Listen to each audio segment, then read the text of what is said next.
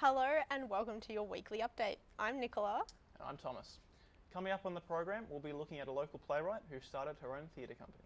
We'll also be covering a local football player's struggle with coronavirus restrictions. And finally, we'll be going live to our reporter Rebecca as she updates us on the latest Premier League news. And speaking of sport, did you watch the AFL NRL Grand Finals on the weekend, Thomas? No, I gave it a miss, Nicola. My teams weren't in it, the Raiders or GWS, so thought I might just switch the TV off for that one. Yeah, that's fair enough. I personally go for Carlton for the AFL and they never get to the finals, so I'm just like watching it for the fun of it. So, yeah. Were you much into sport growing up, or? Well, I played a little bit of soccer, but that was really about it. How about yourself? No, I was more into had a bit of softball, a bit of netball, but I was mainly into dance and theatre, more so as a hobby. Okay, well that actually ties into our next story quite nicely. I guess it does very nicely. So we'll be looking at a local playwright and producer who started her own theatre company and has been reaching new heights of success within the Canberra region since starting. Kirsty Budding shares her journey of coming from the UK to Australia and refinding her passion for theatre and creative writing.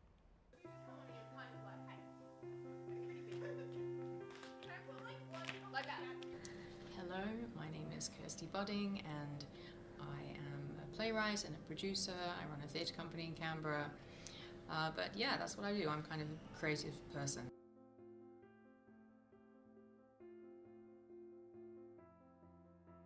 I had a bit of a break from it for a while. Then I moved to Australia and I got into a little bit of acting again in Western Australia when I was over there. But I think at some point I kind of felt like I wasn't talented enough to go in that direction. I wanted to work out, well, what do I really enjoy doing? And what do I think I can do well and that I think is worthwhile? And so I sort of ended up with writing as being that thing. The first moment that really started it off, I had not produced it myself, but it was the first time that I saw my play on stage. It was a play I'd entered in a festival in Sydney, and it was a play called Hassan is Dead. And I'd written that script, entered it in the festival, and someone else had directed it. And yeah, I remember watching it and just being quite breathless watching it because I'd never seen words come to life like that. Like words that I'd written that were just in my head, seeing them actually become characters was just an amazing feeling. It was just completely different to anything I'd known before. Yeah, I think I caught the bug when I saw my work performed.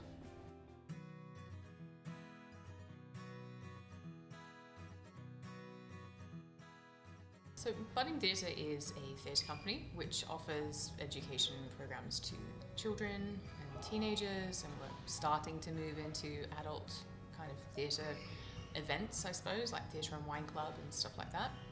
And we also do kind of open community theatre productions, which are kind of more the fun side where just anyone can get involved and we put on a show.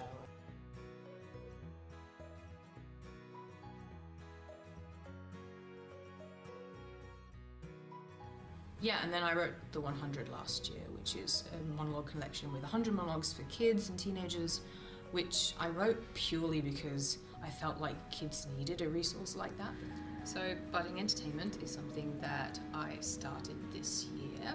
It's sort of a rebranding in a way, but not really. So Budding Theatre still exists, but now Budding Entertainment is kind of the parent company. And it's because I wanted to diversify what I do. So my hope is that, yeah, people will go to Budding Theatre to get education or experience in something, and then eventually, when I reach that point, I can start making movies, and people who I've taught or worked with in the theatre context can maybe hop over there and, get involved in film as well.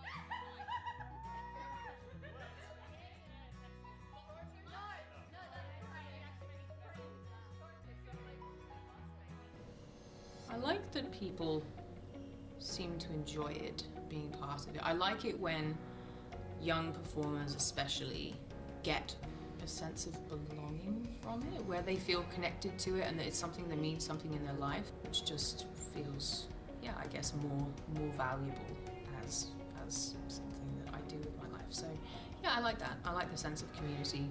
I like that young people get really obsessed with it and really into it. It's a very cool to be able to offer that, I guess, because yeah, it's not something that I guess they can find everywhere.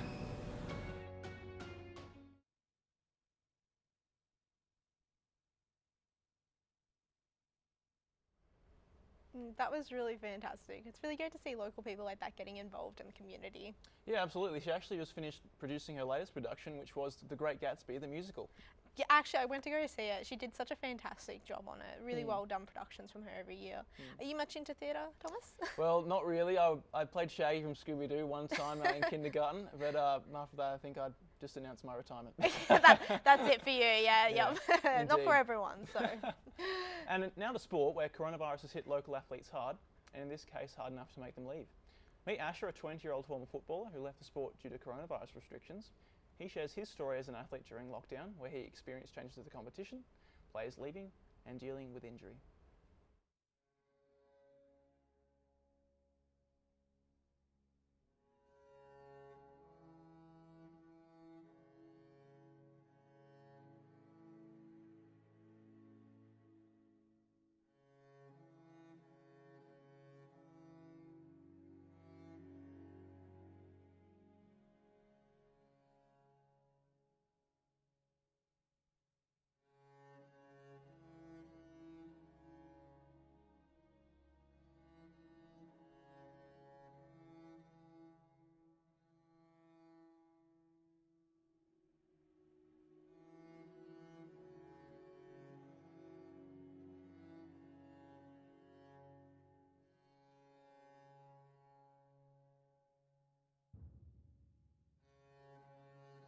My name's Asher, and I left football due to coronavirus restrictions. This year I was planning on coming back into the sport, but just before I was going to register, coronavirus came in, so I couldn't really do anything about that. And then even if I was able to register once the season had resumed after coronavirus, I wouldn't be able. I'd have like 6 games, and it wouldn't be worth me playing. So I might as well just wait till next year.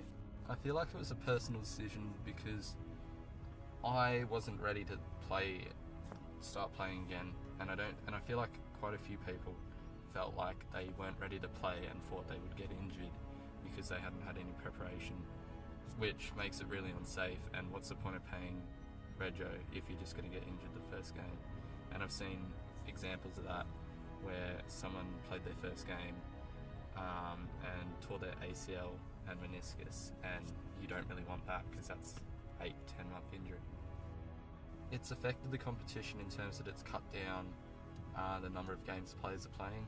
Yeah, registration's been cut in half, but you're still not getting that full amount. And then also with that comes a risk, like the quick when they loosened restrictions, the teams weren't ready for that, so there's a massive chance of injuries from players not being ready or having a pre-season because they had a break of like 12 weeks.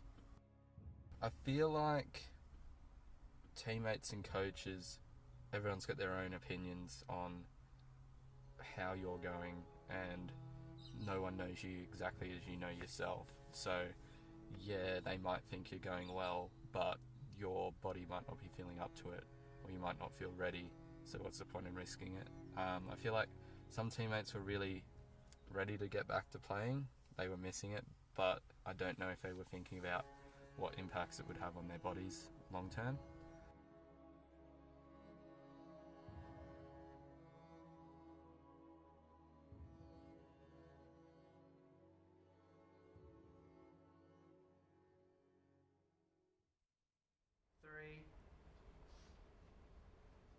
It's actually a shame that coronavirus has made sportsmen like Asher himself lose a lot of passion for the sport, and in this case he ended up injured. Absolutely, especially for like such a growing like talent in our nation's capital. Yeah, and especially for those Canberra folks who want an A-League team, it's another sort of kick in the teeth for them, isn't it? Yeah, absolutely. It's really hard. COVID's done that for a lot of people this year. And speaking of soccer, a lot has been happening in the English Premier League this year.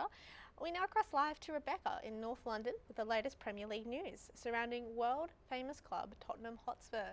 How's the weather over there, Rebecca? Hi Thomas and Nicola. The weather over here is just to be expected.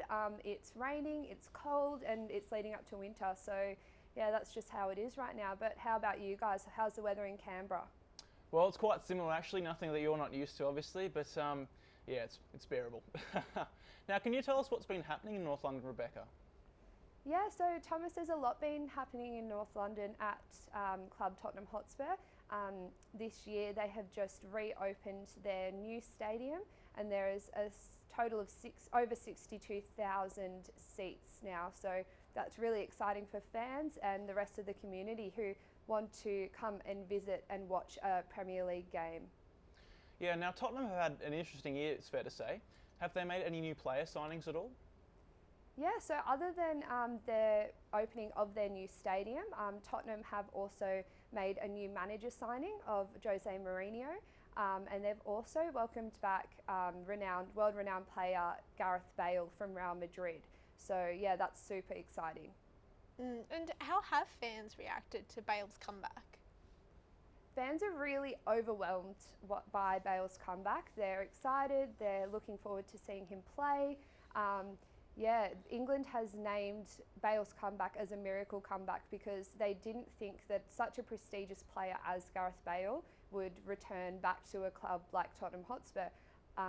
They're not so impressed by his knee injury, however, that he was signed to the club with. Now, has Bale had any playing time at all, or is he still currently battling with that knee injury? Yeah, so because Bale was signed with his knee injury, Thomas, unfortunately he missed out on a lot of training sessions and a lot of pre-games before the season started. Fortunately for Tottenham Hotspur, there have only been 3 games of the season, so he hasn't missed too much. And he got to play his debut game last Sunday against West Ham, but unfortunately they drew 3-3, so fans and manager Mourinho weren't too impressed by that, especially being Bale's debut game back. That's understandable. And well, what do you think Jose Mourinho is going to be doing for the club this year? I think Mourinho is going to be an excellent addition to Tottenham Hotspur. He himself has won 22 trophies as a manager in his lifetime, and he's also won a trophy at every single club that he's been at. So hopefully Mourinho will be the push to get Tottenham Hotspur to the top of the Premier League table this season. And is it safe to say that you're now a Tottenham supporter after their exciting year, Rebecca? Yeah, Nicola, look, I'll definitely say that I am a Tottenham supporter now. I'm really excited to attend some games this season and attend as many as I can across the EPL. But I'm going to need the weather to calm down a little bit first because I'm not too fond of the rain. Even an Arsenal match, Rebecca, that seems a little bit risky coming from a Tottenham supporter. Oh, look, Thomas, I really appreciate that suggestion, but yeah, I won't be setting foot in the Emirates Stadium anytime soon, and I won't be seeing any Arsenal matches at all. Well, a bit of a history lesson for you folks. Arsenal and Tottenham are arch rivals and have been so for over 50 years. And as an Arsenal supporter, Rebecca, your time is up. Thank you. Thanks, Thomas. Thanks, Nicola. No idea what that was about, but maybe I should get more into the Premier League. It looks like an interesting game. Well, as long as you don't decide to support Tottenham. Oh, fair enough. Well, thanks again, Rebecca, for the latest Premier League news. It will be interesting to see if Mourinho can give Spurs the extra push they finally need to win a trophy. And just talking about soccer, Nicola, just makes me want to feel like get back into it again. Oh, really? Yeah, but not for me. I think I'm happy to be nice and warm. Indoor sports, I think, but outdoor soccer, cold, nah, not my thing, thanks. Maybe just stay in the nice warm comfort of the studio. I think so. Well, that brings us to the end of the show. You've been watching your weekly update. I'm Nicola. And I'm Thomas. See you guys next time.